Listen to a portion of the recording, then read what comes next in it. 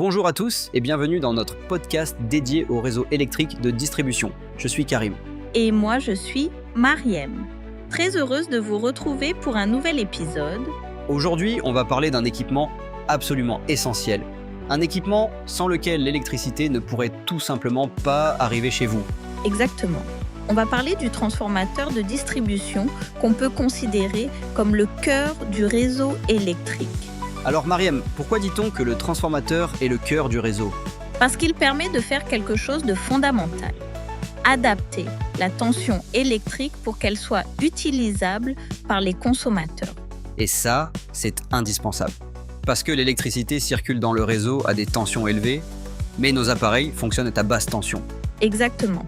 Dans les réseaux de distribution, l'électricité circule généralement en moyenne tension, par exemple 20 kV.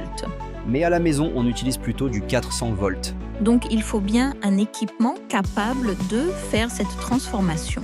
Et c'est là que le transformateur intervient.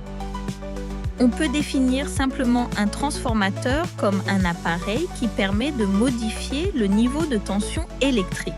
Il peut soit augmenter la tension, soit la diminuer.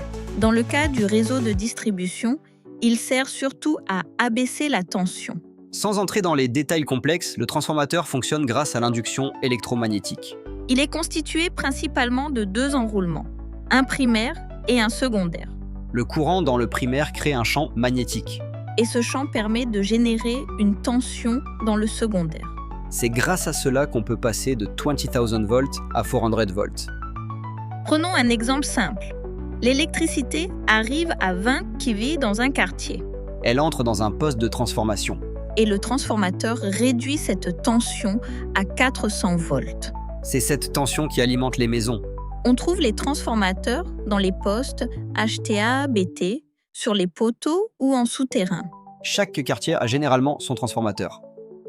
Mais que se passe-t-il en cas de panne ? Toute la zone peut être privée d'électricité. Donc c'est un équipement critique. Exactement. Les causes de panne peuvent être les surcharges, les courts-circuits ou la foudre. C'est pour cela qu'on utilise des systèmes de protection. Comme les disjoncteurs, les fusibles et les parafoudres. Aujourd'hui, les transformateurs évoluent avec les smart grids. Ils deviennent intelligents et connectés.